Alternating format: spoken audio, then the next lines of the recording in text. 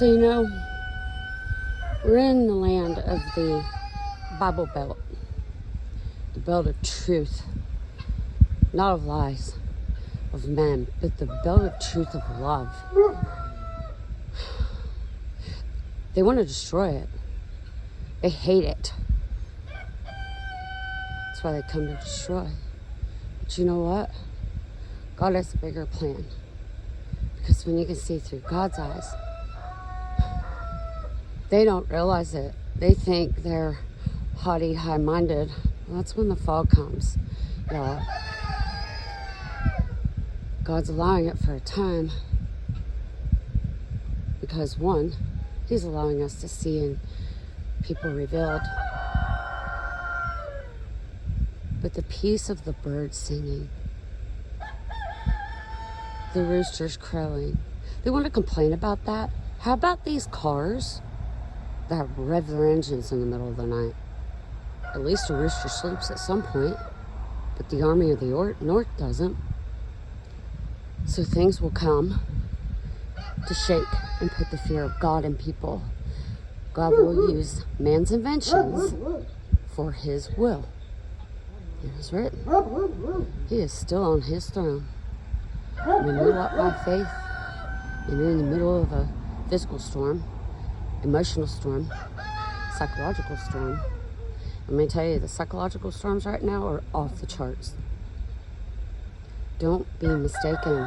Just because God's silent doesn't mean God approves, y'all. See, Jesus pulled the whips out in the money changer, or in the temple for the money changers excelling doves. Those doves are doves of peace, and we're seeing their whips come out. Their other Jesus. But the real Jesus has the belt of truth, girded with the belt of truth. And the sword?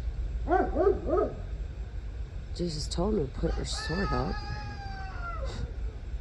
on your belt. The Word of God is the belt. And the last time I checked, the Father uses the belt for instructions. I remember getting whippings as a child.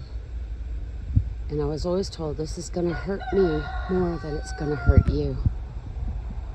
Because a parent that does not love their child doesn't discipline.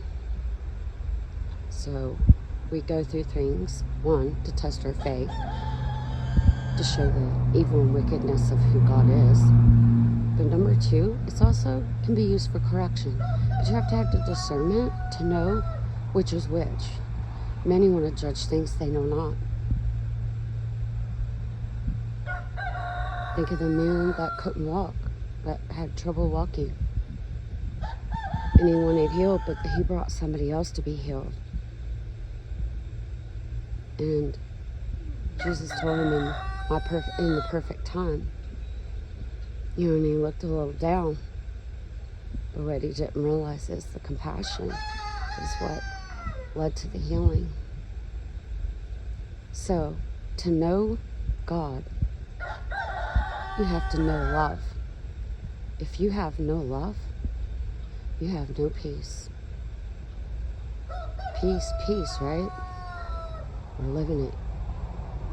And God's not mocked. He lovingly instructs. But when that time's cut off, the vengeance. And the bride lifts up to rule and reign. That's what's coming. Don't fear man. Fear God, who can destroy both body and soul in hell. And hell ain't what you think.